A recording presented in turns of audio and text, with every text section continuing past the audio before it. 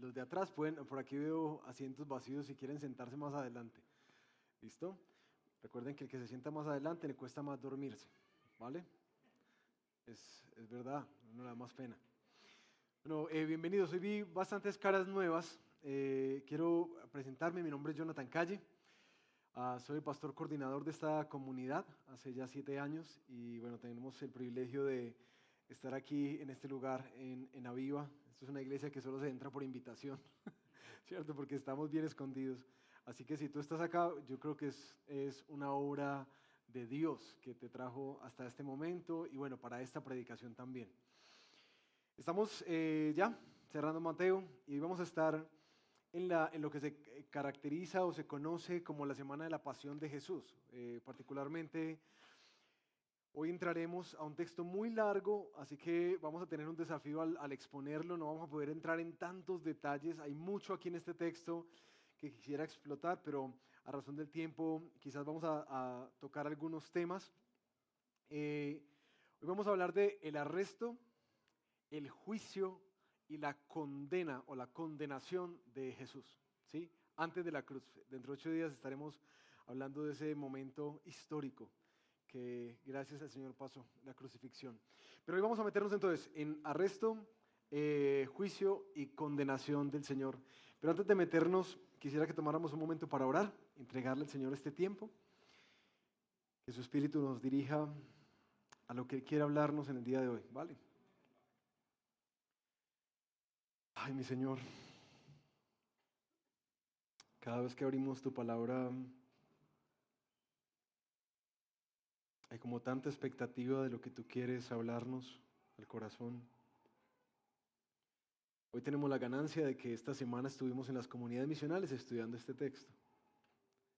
Y quiero pedirte que sigas abriendo nuestro corazón para conocerte, para admirarte, amarte, adorarte. Pero también, Señor, tú sabes que hay tantas cosas en nuestra vida que necesitan tu intervención, tu claridad, tu luz. Te pedimos que tu palabra también traiga eso que esperamos de ti y esperamos en ti. Pastoréanos hoy, te lo pedimos en el nombre de Jesús. Amén. Bueno, queridos, hay una pregunta que, especialmente hablando con personas que tienen una pelea con Dios, ¿cierto? Una pelea con Dios. Una pregunta que normalmente sale a la luz en nuestras conversaciones y es, ¿dónde está Dios en medio del sufrimiento? Y bueno, esta semana nada más con lo que orábamos ahorita por Haití, el día de ayer con el terremoto de Marruecos, ¿cierto? Son cosas que a uno le generan como mucho ruido, ansiedad, angustia y genera la pregunta como que, exactamente la pregunta es, ¿por qué Dios permite esto? ¿Cierto? Y la que sigue después de esa normalmente es, ¿dónde está Dios? ¿O qué está haciendo Dios? ¿O por qué Dios no está haciendo nada? ¿Cierto?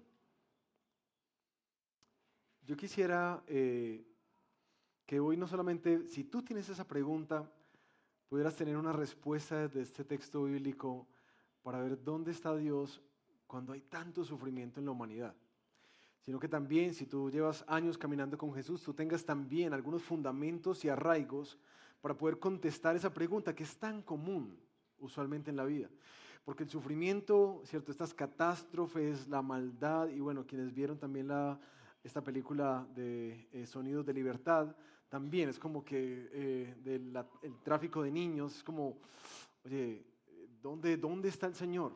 ¿Dónde está Dios en medio de todo esto? ¿Es indiferente Dios a nuestro dolor? ¿Sí me entiendes? ¿Será que Él está simplemente como un espectador? ¿O qué está haciendo? ¿Por qué si es bueno y todopoderoso, por qué no simplemente hace algo y cambia todas las cosas? Y hoy vamos a ver uno de los pasajes que para mí han sido uno de los mayores fundamentos en la comprensión para afirmar vehementemente que Dios no es indiferente a nuestro dolor. ¿Sí? Y vamos a estar estudiando la segunda parte del capítulo 26 de Mateo, así que ábranlo en sus Biblias o préndanlo en sus Biblias, hoy que nos hizo huelga, hoy la tecnología, ábranlo en sus Biblias, Mateo capítulo 26, y vamos a leer desde el versículo 47 en adelante. Como les digo, es una lectura larga, y para quienes toman notas, voy a estar leyendo y quizás haciendo unas anotaciones del texto, ¿cierto? Vamos a exponerlo y ver algunos detalles importantes que tiene el texto, para al finalizar ver las implicaciones o las aplicaciones de este texto a nuestra vida. ¿Listo? Entonces vamos a arrancar con el arresto de Jesús.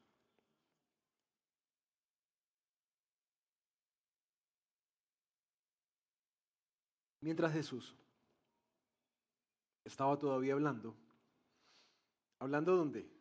Con los del Getsemaní, ¿recuerdan? ¿Cierto? En Getsemaní. Estaba hablando con sus discípulos. Uno de los 12 llegó acompañado de una gran multitud con espadas y palos de parte de los principales sacerdotes y de los ancianos del pueblo. El que lo entregaba les había dado una señal diciendo: al que yo bese, él es. Lo pueden prender. Enseguida se acercó a Jesús y dijo: salve, Rabí, y lo besó. Amigo, haz lo que viniste a hacer, le dijo Jesús. Entonces ellos se acercaron y echaron mano a Jesús y lo arrestaron. Y uno de los que estaba con Jesús, extendiendo la mano, sacó su espada e hiriendo al siervo del sumo sacerdote, le cortó la oreja. Entonces Jesús les dijo: vuelve tu espada a su sitio, porque todos los que tomen la espada, a espada perecerán.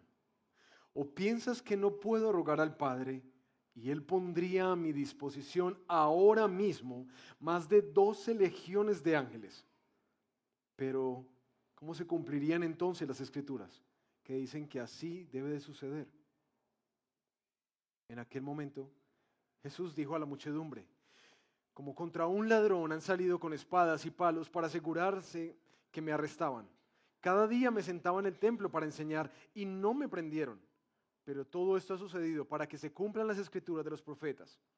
Entonces, todos los discípulos lo abandonaron y huyeron. Cuando tú lees este texto,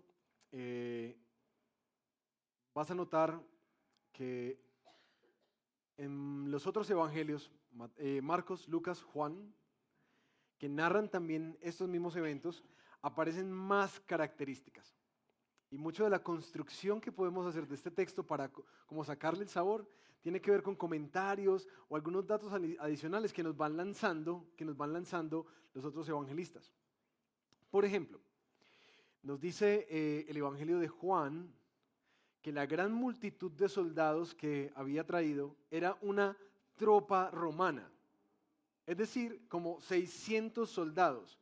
Pero también Lucas 22 nos añade que parece que ahí, en esa misma turba de gente, ese montón de gente, estaban los guardias de los principales sacerdotes y de los fariseos. Había un montón de gente con Jesús, pero algo que Juan añade, es que cuando ellos vienen a preguntar, bueno, ¿dónde está Jesús el Nazareno? Él les responde: yo soy. ¿Y qué es lo que pasa? ¡Bum! Se caen. Y después se levantan y lo apresan. Es muy interesante la forma en que Judas traiciona a Jesús, ¿cierto? Como triste, no solamente por la expresión de salve, Rabí, sino por el beso y la cercanía. Más impresionante aún es la manera en que Jesús le responde: amigo, haz lo que viniste a hacer. Lo cogen e inmediatamente sale uno de sus seguidores con una espada, que los otros evangelios en Juan nos describe que es ¿quién? Pedro. Pedro es el que sale con una espada y llega y le corta la oreja a Malco, el siervo del sumo sacerdote. Y ahí está esta escena tan bonita que la han puesto en películas también, de Jesús cogiendo y restaurando completamente la oreja de Malco. Y la reprensión de Jesús a Pedro: vuelve tu espada, porque el que tome la espada, ¿a espada qué? perecerá también o morirá. Porque Jesús estaba dejando muy claro que la voluntad de Dios no se dirige por fuerzas humanas. Y que esa idea de hecho que los judíos tenían de que la salvación iba a venir con un rey lleno de armas, con poder y fuerza para doblegar el imperio romano y restaurarlos a su libertad, ese no era el camino de Dios. Había algo mucho más profundo que hacer. Y eso requería el sacrificio de Jesús. Pero lo más impactante de este arresto lo veíamos la semana pasada, en el versículo 53. ¿O piensas que no puedo rogar a mi Padre y Él pondría a mi disposición ahora mismo más de 12 legiones de ángeles? Jesús tiene algo mucho más poderoso que una espada. Bueno, por cierto, para quienes les llama la atención que un discípulo ande armado, para la época había una fuerte inseguridad y muchos ladrones. Por eso algunos comentaristas dicen que ellos andaban como con espadas, ¿sí? Con espadas. Por eso las tenían ahí en la mano.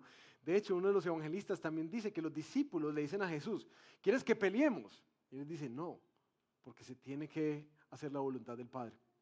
Ahora, parece que Jesús tiene algo mucho más poderoso que una espada. ¿Qué tiene? La oración. Porque él podría pedirle al Padre, y según nuestro texto, él está seguro que si él pidiera, el Padre le mandaría 12 legiones de ángeles.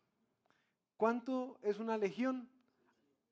Aproximadamente, diferente a un batallón. Una legión aproximadamente son 6,000 soldados. Así que Jesús está hablando que si él orara, 72,000 ángeles podrían venir inmediatamente. Ahora, por el Antiguo Testamento sabemos que un ángel es capaz de derrotar a miles de personas. Es decir, eso sería una devastación entonces. 72,000 ángeles inmediatamente podría orar y Jesús está seguro que vendrían a defenderlo. Pero la pregunta es, ¿por qué Jesús no lo hace?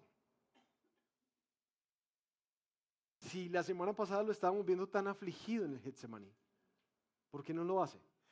Porque recuerden que la gran batalla del Getsemaní ya fue ganada. ¿Y cómo fue que la ganó? Perdiéndola. Para quienes no estuvieron, vimos la semana pasada esto, como en últimas la gran victoria de Jesús es rendirse a la voluntad del Padre. Él quería, de ser posible, que no tuviera que tomar esta copa de la ira de Dios, la representación de nuestros pecados. Pero en últimas dice, no se haga mi voluntad, sino que se haga la tuya. ¿Cómo es que ganamos las batallas con Dios? Perdiéndolas. Un principio de vida, sencillito. ¿Cómo ganas tus batallas con Dios? Pierde ante Él. Así que Jesús ya había resuelto esto en su corazón. Y Él no se hace ni se defiende con lo que tiene a la mano, sino que avanza. ¿Pero por qué? Versículo 54. Porque las Escrituras deben de cumplirse. ¿Cuáles? Todas aquellas que decían que iba a venir un sustituto a morir por nosotros, por nuestros pecados, que había que hacer una propiciación, alguien que pagara el precio de nuestro mal, alguien que comprara nuestra justicia y nuestra libertad, alguien que nos redimiera. ¿Cómo va a pasar eso? Si el Cordero perfecto de Dios no iba a ser sacrificado. No era posible. Así que esto tenía que suceder. Sin embargo, Jesús se voltea y en el versículo 55, como que interpela a la muchedumbre y les dice, ¿por qué me están tratando como un ladrón? Si todo el tiempo estuve con ustedes, ¿por qué vienen a mí con palos como si fuera un perro? No estaba todo el tiempo enseñándolos en el templo. Pero todo esto ha sucedido para que se cumplan las escrituras de los profetas. ¿Qué? Que justamente como un ladrón iba a ser aprendido. Isaías, Zacarías hacen menciones a esta toma de Jesús. Entonces los discípulos salen corriendo y aquellos que las semanas pasadas estaban jurando que iban a estar hasta la muerte con él, salen disparados y se van. Y Jesús queda solo. Versículo 57. Ahora viene el juicio. Los que prendieron a Jesús lo llevaron ante el sumo sacerdote Caifás, donde estaban reunidos los escribas y los ancianos. Pedro fue siguiendo de lejos a Jesús hasta el patio del sumo sacerdote y entrando se sentó con los guardias para ver el fin de todo aquello. Y los principales sacerdotes y todo el concilio procuraban obtener falso testimonio contra él, con el fin de dar muerte a Jesús, y no lo hallaron, a pesar de que se presentaron muchos falsos testigos. Pero más tarde se presentaron dos, que dijeron: este declaró, yo puedo destruir el templo de Dios y en 3 días reedificarlo. Entonces el sumo sacerdote, levantándose, le dijo: ¿no respondes nada? ¿Qué testifican estos contra ti? Pero Jesús se quedó callado. Y el sumo sacerdote le dijo: te ordeno por el Dios viviente que nos digas si tú eres el Cristo, el Hijo de Dios. Jesús le contestó: tú mismo lo has dicho. Sin embargo, ahora ustedes les digo que desde ahora verán al Hijo del Hombre sentado a la diestra del poder y viniendo sobre las nubes del cielo. Entonces el sumo sacerdote rasgó sus vestiduras diciendo: ¡has blasfemado! ¿Qué necesidad tenemos de más testigos? Ahora mismo ustedes han oído la blasfemia. ¿Qué les parece? Él es digno de muerte, le contestaron. Entonces le escupieron en el rostro y le dieron puñetazos, y otros lo abofeteaban y le decían: adivina, Cristo, ¿quién es el que te ha golpeado? Algo que conocemos por los otros evangelios es que el juicio de Jesús fue un poco más largo. De hecho, Juan nos narra que primero fue llevado donde Anás, que era el suegro del sumo sacerdote, Caifás. Antes fue enviado donde Anás porque era como el poder detrás del trono, ¿cierto? Anás. Anás lo juzga y lo envía donde Caifás. Y después también Mateo nos cuenta esto, que de Caifás va a saltar ahorita donde Pilato, pero de Pilato salta donde Herodes, de Herodes donde Pilato. Entonces hay un juego donde se tiran a Jesús de un lado para el otro. Sin embargo, Mateo lo registra de esta manera: solamente lo llevan a la casa de Caifás. ¿Cuándo pasa eso? Es muy importante para entender el texto. Eso pasa la misma noche que lo cogen. Lo llevan ante el sumo sacerdote y Pedro va desde lejitos viendo. Se están buscando por todas partes quién testifique contra Jesús. Y dice que muchos son falsos testigos, ¿cierto? Como que lo que están diciendo no tiene peso o no tiene veracidad a la hora de emitir un juicio. Por eso el sumo sacerdote en últimos le hace la pregunta, porque podrían decir muchas cosas de Jesús, pero el tema tenía que ver con la identidad, con quién declaraba él que era, el Hijo de Dios. ¿Eres tú el Mesías?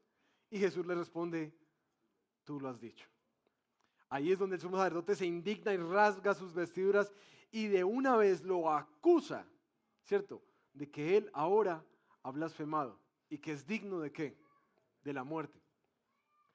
Pero ¿qué es lo que está pasando en este juicio? ¿Por qué nos narra toda esta historia Mateo? Mateo está dejando muy en claro el lugar y la forma. Si ustedes se dan cuenta, hay muchos detalles de por qué, de qué manera se juzga a Jesús.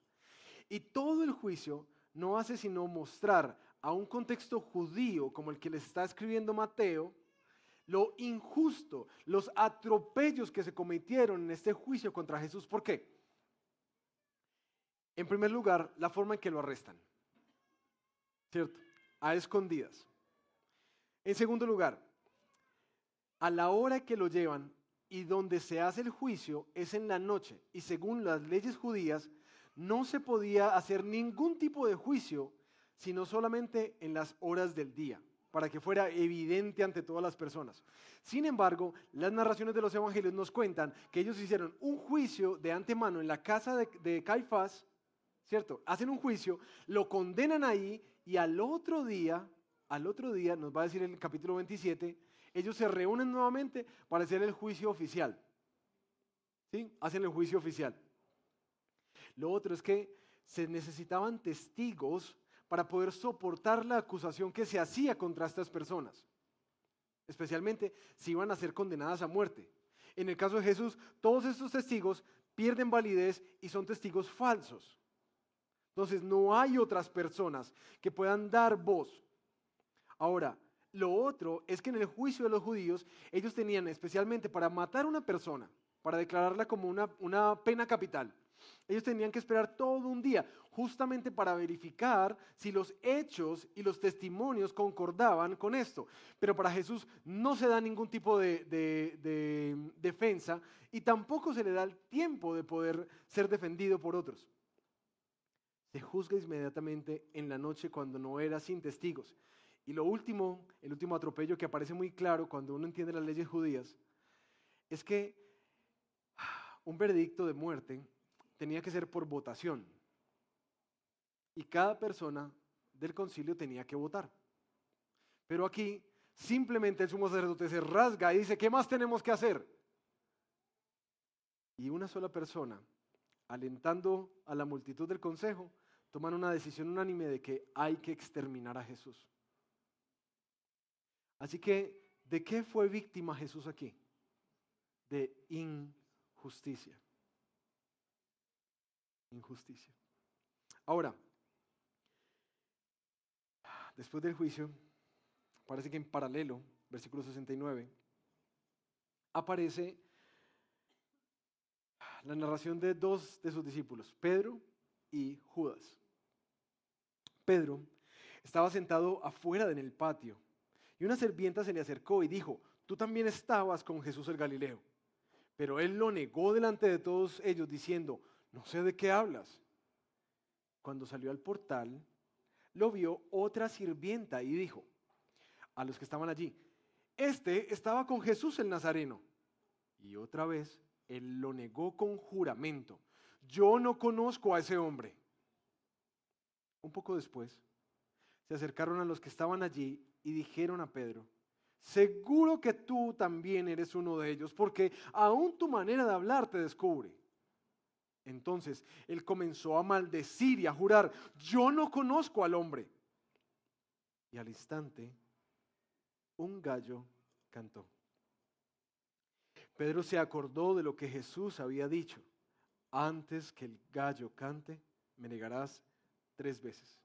Y saliendo afuera, lloró amargamente. Cuando llegó a la mañana, todos los principales sacerdotes y los ancianos del pueblo celebraron consejo para dar muerte a Jesús. Y después de atar a Jesús, lo llevaron y lo entregaron a Pilato, el gobernador. Entonces Judas, el que lo había entregado, viendo que Jesús había sido condenado, sintió remordimiento y devolvió las 30 monedas de plata, 30 siclos, como 432 gramos de plata, a los principales sacerdotes y a los ancianos. He pecado entregando sangre inocente, dijo Judas. ¿A nosotros qué? Allá tú, dijeron ellos. Y arrojando las monedas de plata en el santuario, Judas se marchó y fue y se ahorcó. Los principales sacerdotes tomaron las monedas de plata y dijeron, no es lícito ponerlas en el tesoro del templo, puesto que es precio de sangre. Y después de discutirlo, compraron con ellas el campo del alfarero para sepultura de los extranjeros. Por eso ese campo se ha llamado campo de sangre hasta hoy. Entonces se cumplió lo anunciado por medio del profeta Jeremías cuando dijo, y tomaron las 30 monedas de plata, el precio de aquel cuyo precio había sido fijado por los israelitas, y las dieron por el campo del alfarero, como el Señor me había ordenado. Aquí aparecen 2 de sus discípulos. El primero, aquel a quien Jesús le ha denominado la roca sobre la cual edificará la iglesia. El que en el libro de los Hechos va a tomar un protagonismo en el liderazgo de la iglesia, luego de su partida. Y aquí está, el que había jurado que si tenía que morir con él, moriría. Y justamente es cuando viene la adversidad, en donde uno sabe qué reacción va a tener, ¿cierto? Su reacción es correr y abandonar a Jesús y posteriormente, por el temor de verse envuelto en medio de la situación que está viviendo con Jesús, por temor de su vida, él niega y lo niega no 1, 2, sino 3 veces, aún maldiciendo con enojo, jurando que él no conoce a Jesús. Y el gallo canta y él llora amargamente. Es muy interesante cómo este texto todo está rodeado del cumplimiento de las palabras del Antiguo Testamento y también el cumplimiento de las palabras de Jesús, que es lo que él anuncia y él dice, pasa. Pero aparece otro discípulo. Ustedes saben que Pedro va a ser restituido posteriormente cuando Jesús resucita. En el libro de Juan lo hace. Pero aparece el otro discípulo que es Judas, aquel que había caminado con él 3 años, pero que sabía Jesús que le robaba de la bolsa común que tenían. Aquel que Jesús le había dicho, tú me vas a traicionar. Y aquí está, ahora ¿cómo? Con remordimiento. Y hay toda una polémica de qué es lo que pasó con Judas. Si al final Judas sí se arrepintió o no. O simplemente sintió culpa al ver hasta dónde había llevado este tema de entregar a Jesús. Parece, específicamente por el término que utiliza, que simplemente es un remordimiento de ver las implicaciones de lo que había hecho al traicionar a su maestro. Entrega las monedas y nuevamente aparece esto que Mateo tantas veces repite, para que se cumplieran las escrituras. Y otra vez, Jeremías 32, Zacarías 11, parece que Mateo junta esas dos profecías para mostrar en últimas que eso que pasó ya se había profetizado desde antemano. La pregunta es ¿por qué Mateo hace tanto esto? Porque siempre pone, no, esto ya se había dicho, esto ya se había dicho, esto ya se había dicho, para que se cumpliera lo que se dijo. ¿Por qué? Si ustedes recuerdan, el libro de Mateo está puesto para que nosotros podamos tener certezas de la historia que se nos está narrando, de quién es Jesús y que este es el Rey prometido. Aquí Mateo está dejando muy claro, tras cada una de esas menciones, una sola cosa, que Dios siempre estuvo en control.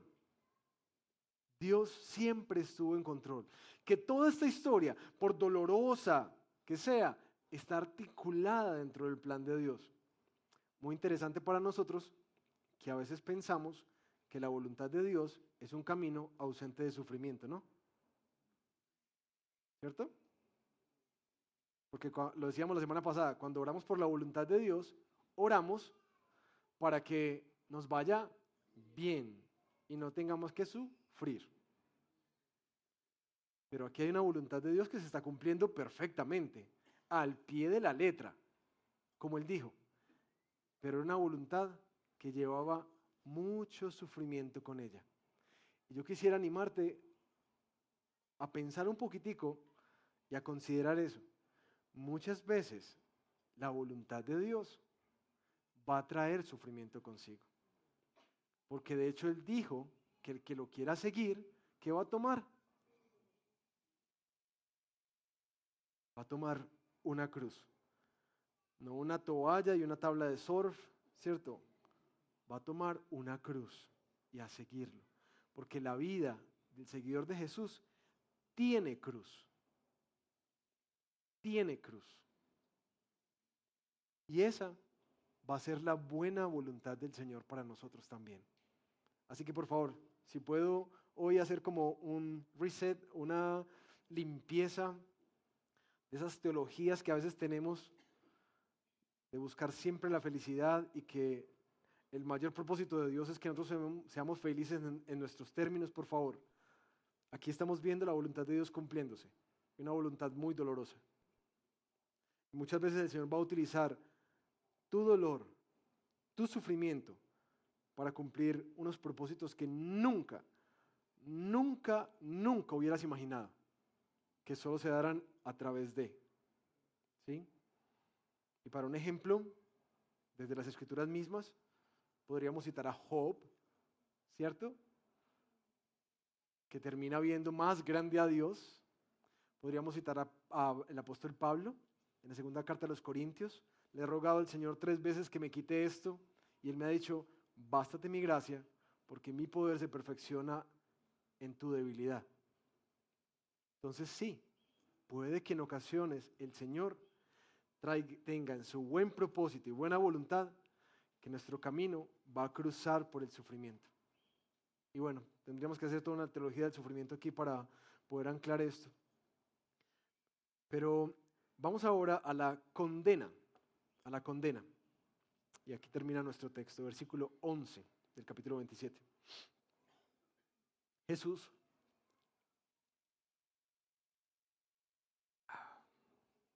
fue llevado delante del gobernador y éste lo interrogó: ¿eres tú el rey de los judíos? Tú lo dices, le contestó Jesús. Al ser acusado por los principales sacerdotes y los ancianos, nada respondió. Entonces Pilato le dijo: ¿no oyes cuántas cosas testifican contra ti? Jesús no le respondió ni una sola pregunta, por lo que el gobernador estaba muy asombrado. Los otros evangelios abren mucho más este capítulo con Pilato, y una de las menciones que le hace es: tú no sabes, Jesús, que yo tengo el poder para soltarte o para que te crucifiquen. Y Jesús le responde: ese poder solo lo tienes, ¿cierto? No lo tendrías si no te hubiera sido conferido desde arriba. Esto es un plan. Ahora bien, en cada fiesta, el gobernador acostumbraba a soltar un preso al pueblo, el que ellos quisieran. Tenían entonces un preso famoso llamado Barrabás, por lo cual, cuando ellos se reunieron, Pilato les dijo: ¿a quién quiere que les suelte? ¿A Barrabás o a Jesús, llamado el Cristo? Porque él sabía que lo habían entregado por envidia. Y estando Pilato sentado en el tribunal, su mujer le mandó aviso diciendo: no tengas nada que ver con ese justo, porque hoy he sufrido mucho en sueños por causa de él. Pero los principales sacerdotes y los ancianos persuadieron a las multitudes que pidieran a Barrabás y que dieran muerte a Jesús. El gobernador les preguntó de nuevo: ¿a cuál de los dos quieren que les suelte? Ellos respondieron: a Barrabás. Pilato les dijo: ¿qué haré entonces con Jesús, llamado el Cristo? Sea crucificado, dijeron todos. Pilato preguntó: ¿por qué? ¿Qué mal ha hecho? Pero ellos gritaban aún más: sea crucificado. Viendo Pilato que no conseguía nada, sino que más bien se estaba formando un tumulto, tomó agua y se lavó las manos delante de la multitud diciendo: soy inocente de la sangre de este justo. Allá ustedes. Todo el pueblo contestó: caiga su sangre sobre nosotros y sobre nuestros hijos. Entonces le soltó a Barrabás y después de hacer azotar a Jesús, lo entregó para que fuera crucificado. ¿Qué pasa en la condenación de Jesús? Los judíos no tenían jurisdicción para poder matar a una persona, ¿sí? A pesar de que las leyes judías sí decían que quien blasfemara debería morir apedreado, pareciera que en este momento ellos no se hacen de esa ley, sino que están supeditados a la ley romana. Por eso lo mandan donde Pilato, para que Pilato sea el que haga la condena, ¿sí? Emita el juicio y particularmente de muerte a Jesús. La pregunta de Pilato es muy interesante porque otra vez gira en torno a la identidad de Jesús. ¿Eres tú el rey? Jesús dijo: tú lo dices. Y aunque Pilato lo interrogaba, Jesús otra vez guarda silencio ante sus acusadores, como dice Isaías 53. Y se da algo impensable: el intercambio de un hombre justo que hace unos días había sido exaltado como el Mesías prometido y recibido con palmas. ¿Recuerdan la entrada triunfal? Ahora es intercambiado por un ladrón, un provocador, alguien que estaba revelando una revuelta en Jerusalén, y a él es el que piden. Yo creo que Barrabás es una de las personas que más entendió lo que Jesús estaba haciendo ahí, soltando a un pecador a cambio de un justo. Me imagino la sorpresa de este hombre, porque la fama de Jesús se había extendido por todas partes, así que seguramente sabía quién era él. Pilato, básicamente por estas tretas políticas, accede o cede a la presión popular y simplemente se lava las manos. Y nuevamente sigue cumpliéndose todo lo que el profeta estaba diciendo, que nadie iba a pelear por él, que nadie se interesaría en su muerte, nadie lo podía defender, todos lo abandonaron, lo dejaron solo. Y aquí está una vez más, quien puede defenderlo se lava las manos y concede que sea crucificado. El juicio injusto termina lleno de maltratos, puñetazos, abofeteadas, soledad y una muchedumbre gritando, la misma que lo alababa, gritando, crucifícalo, crucifícalo. Lo más irónico es que lo que ellos dicen es lo que Él va a hacer, que caiga su sangre sobre nosotros y sobre nuestros hijos, porque más adelante justamente sería esa sangre, la que daría testimonio en contra de sus opresores. Pero también sería esa sangre la que traería libertad, perdón y salvación a su pueblo. La sangre sí cayó sobre ellos, en unos para culpa y en otros para salvación. Pero queridos, cuando estaba estudiando ese texto, me puse a pensar, ustedes saben que siempre me pregunto por qué, ¿cierto? Esa es la pregunta que yo más me hago usualmente. ¿Por qué? ¿Por qué? ¿Por qué? ¿Por qué Mateo nos deja este texto así? ¿Por qué esa narración con tantos detalles? ¿Y cuál es el factor común que uno encuentra en toda la narrativa? Y creo que ustedes estarán conmigo, y es que aquí se cometió un atropello contra Jesús, una injusticia que Él está aquí viviendo, la soledad, el abandono, la injusticia, la falta de defensa. Jesús está viviendo en carne propia lo que es vivir en este mundo.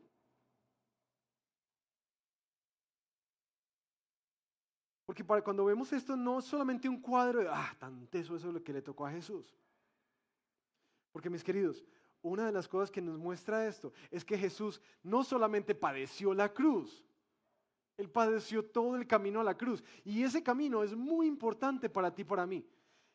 Y ahí es donde quiero hacer las aplicaciones, 3 aplicaciones de este texto para nosotros. Porque yo creo que este camino del sufrimiento, del arresto, del juicio y la condena de Jesús, nos dejan 3 enseñanzas y 3 desafíos a nosotros. Los sufrimientos de Jesús nos enseñan una nueva forma de ver a Dios, una nueva forma de responder a la injusticia y una nueva forma de vivir en este mundo. ¿Listo? Para que tomen nota ahí. Una nueva forma de ver a Dios, una nueva forma de responder a la injusticia y una nueva forma de vivir en este mundo. Una nueva forma de ver a Dios.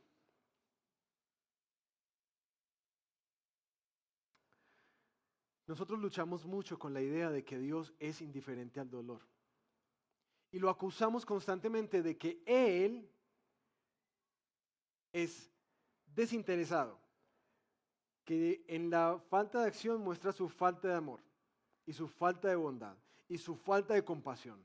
Nosotros constantemente le echamos la culpa a Dios no solamente de las catástrofes en el mundo y los desastres naturales, sino también que irónicamente, como dice Eclesiastés, nosotros enredamos nuestra vida y terminamos echándole la culpa a Dios. ¿Sí?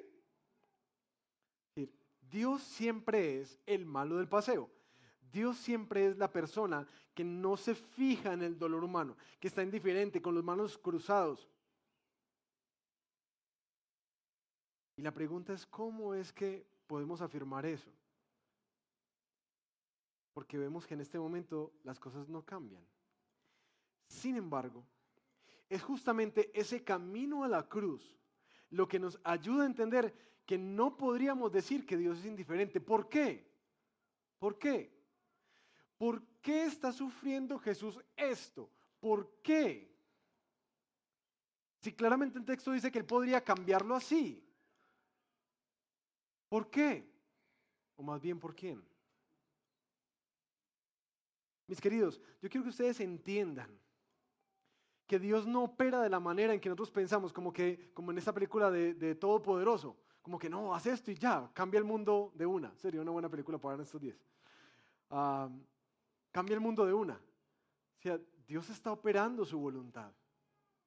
Y la manera en que está cambiando todas las cosas comenzó con ese plan en la cruz. Él tenía que sufrir, Él mismo, a quien nada le aportamos. Dios está completo en sí mismo. Dios no le das nada tú, ni yo, ni la iglesia, ni nadie. Él está completo en sí mismo. Pero por amor viene y, como dice la carta a los filipenses, se humilla a sí mismo, tomando la forma de hombre, y se humilla a sí mismo, siendo obediente hasta la muerte y muerte de cruz. Él está haciendo esto para, uno, identificarse con nosotros en nuestro sufrimiento. Nosotros no podemos decir que Dios no es sensible a nuestro dolor, porque Él mismo toma la decisión de someterse a Él y que toda la injusticia, que todos los abusos, que todos los atropellos pasen por encima de Él. Y Él en silencio. Porque la manera en que Dios va a derrotar el sufrimiento del mundo siempre pasa por el camino de la cruz. No es un chasquido de dedos, es el camino de la cruz. Porque sin cruz no hay camino para ninguno de nosotros hacia Dios. Sin cruz no hay camino para Dios. Él tenía que vivirlo. Y sin esa cruz y la posterior resurrección no habría esperanza de un mundo venidero, donde Él, ahí sí, dice que exterminará con juicio, todo el mal, todo el sufrimiento y todo el dolor. Pero si no tenemos un Salvador, entonces ¿quiénes seríamos destruidos junto con eso? Nosotros. Este camino a la cruz nos deja ver que es imposible afirmar que Dios es indiferente a nuestro dolor, porque Él mismo se sometió a Él, lo experimentó. No hay nada que tú y yo vivamos que Cristo no haya experimentado. Nada, nada. ¿Y cómo lo asumió? En silencio, en mansedumbre, en humildad. Y aquí es claro que Jesús no es solamente un Salvador que sufre por nosotros, sino que gracias a eso entendemos que Él sufre también con nosotros. Y gracias a eso entendemos también que Él sufre para nosotros, para darnos una esperanza, para darnos una gloria venidera. Es por eso que Él sufre.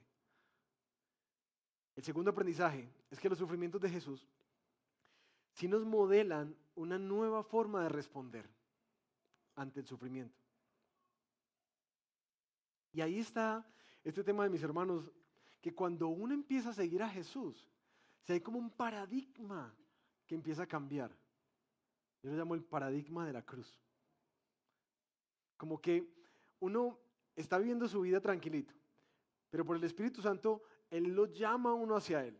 Y uno responde en arrepentimiento y rinde su vida a Jesús. Y claro, disfruta ese perdón, disfruta esa reconciliación con el Padre, disfruta eso de que sus pecados fueron tirados, disfruta que nosotros que éramos enemigos de Dios fuimos tratados con gracia.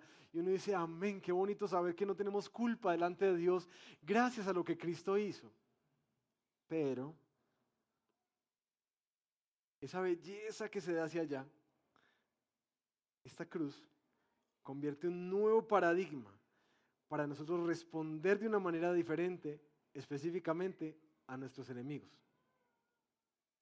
Como dice Romanos 12:19, amados, nunca tomen venganza ustedes mismos, sino den lugar a la ira de Dios, porque escrito está, mía es la venganza, yo pagaré, dice el Señor. Pero si tu enemigo tiene hambre, dale de comer, y si tiene sed, dale de beber, porque haciendo esto, carbones encendidos amontonará sobre su cabeza.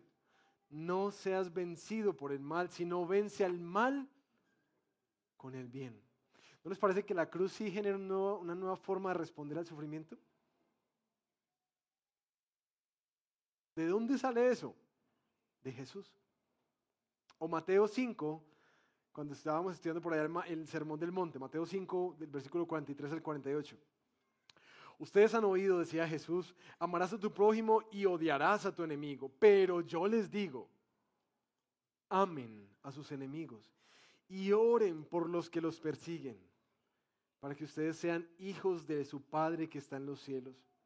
Porque Él hace salir su sol sobre malos y buenos, y llover sobre justos e injustos. Porque si ustedes aman a los que los aman, ¿qué recompensa tienen?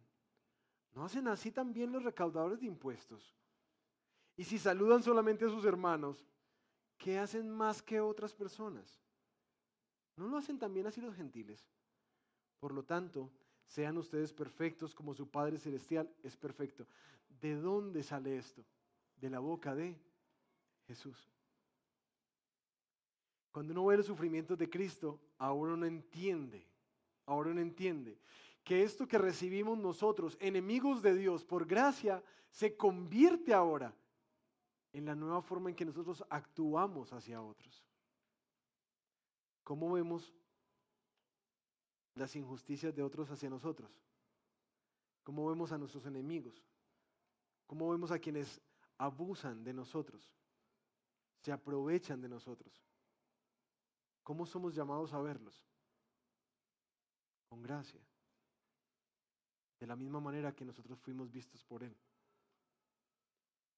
Así que los sufrimientos de Jesús también traen un nuevo camino, señalan una nueva manera de responder, que en verdad el mal se vence con el bien, no con esos deseos pecaminosos de nuestro corazón, de obtener venganza y justicia en nuestros términos a toda costa. Porque el Evangelio trae un camino diferente, del perdón, de la reconciliación, de la gracia, que vence el mal. Por último, los sufrimientos de Jesús nos enseñan una nueva forma de vivir.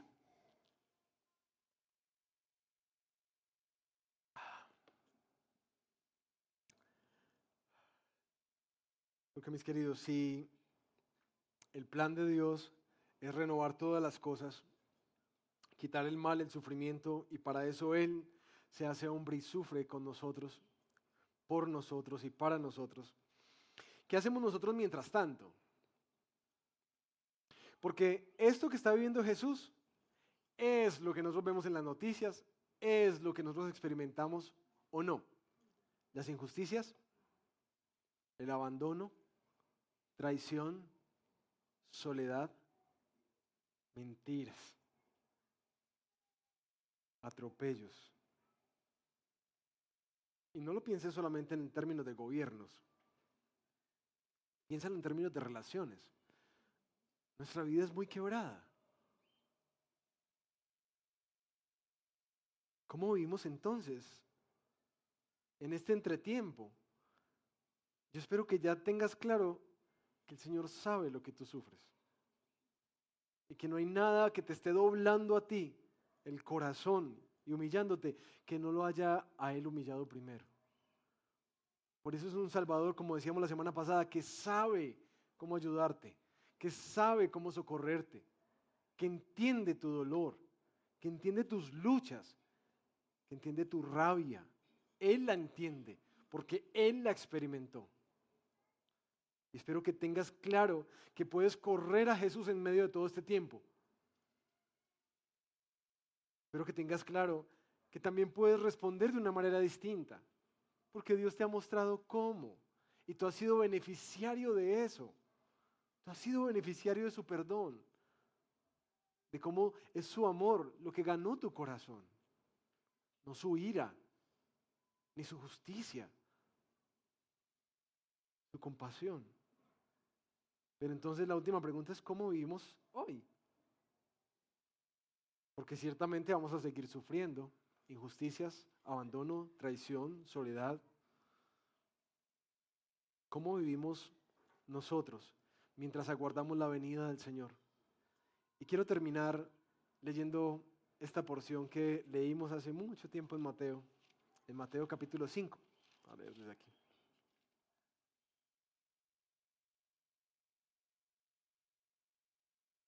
quiero que pienses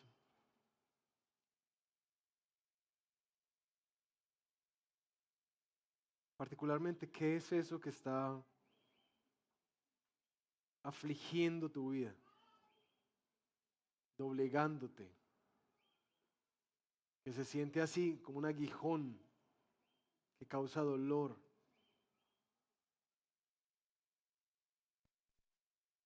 Porque Jesús quiere pastorearte ahí. Y Él sabe mejor que nadie cómo hacerlo. Pero también quiere que vivas con esperanza. Y estos sufrimientos de Jesús nos dejan una nueva forma también de vivir. Mateo 5, versículo 3.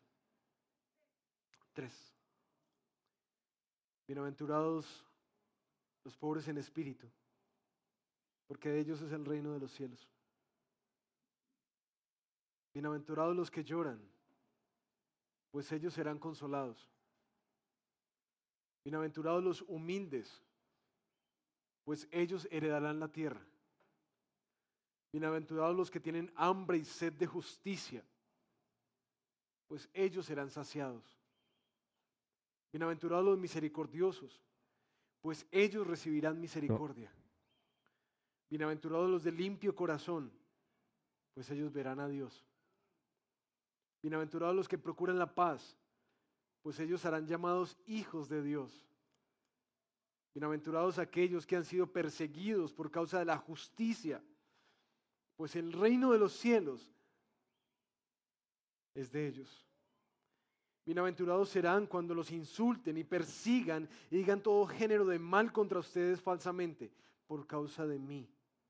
Regocíjense y alégrense porque la recompensa de ustedes en los cielos es grande, porque así persiguieron a los profetas que fueron antes que ustedes. Ustedes son la sal de la tierra, pero si la sal se ha vuelto insípida, ¿con qué se hará salada otra vez?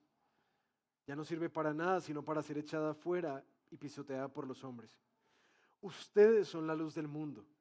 Una ciudad situada sobre un monte alto no se puede ocultar, ni se enciende una lámpara y se pone bajo una vasija, sino sobre el candelero y alumbra a todos los que están en la casa.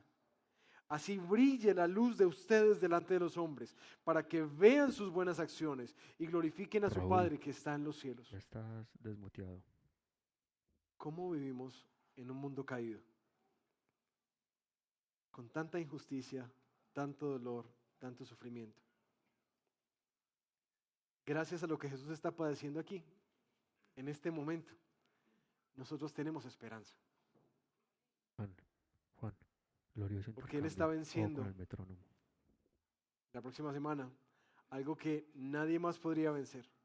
Y gracias a Él es que aunque padecemos sufrimiento y nos identificamos con los pobres, los que lloran, los humildes, los que tienen hambre y sed de justicia, los que procuran la paz, tenemos esperanza porque Él venció. Podemos vivir de una manera diferente gracias a Él. Y quisiera que tomáramos un momento para orar y pedirle al Señor que nos deje vivir así y nos enseñe a vivir así, con esperanza. Mi amado Padre,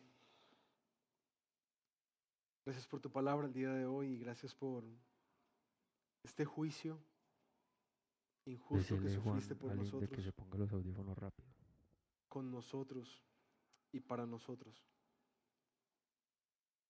Gracias porque nos enseñas un nuevo paradigma para vivir, una nueva imagen de quién eres tú. Tú no eres indiferente, Señor, no lo eres. Pero también que nos enseña una manera nueva de vivir con esperanza. Recordando que sí, en este mundo tendremos aflicciones, pero tú venciste al mundo. Y de hecho ahora somos bienaventurados cuando sufrimos por ti, por tu causa, por obedecerte, por honrarte. Danos hambre de esa gran recompensa que nos espera en el reino de los cielos. Soportados cada día por aquel que sufrió las mismas cosas que nosotros, pero sin pecado. Que soportó las mismas cosas, por amor y que puede socorrernos en todo tiempo. Ayúdanos, Señor, por favor. Tú sabes lo que quebranta hoy nuestro corazón, lo que debilita nuestras fuerzas, aquello que estamos pidiendo, Señor, que tú cambies acciones injustas, atropellos, tristezas agudas, soledad, abandono. Pastoréanos, Señor, por favor. Y enséñanos a vivir y también a sufrir de la manera que agrada a Dios y para la gloria de Dios. Esto te lo pedimos en el nombre de Jesús. Amén. Amén.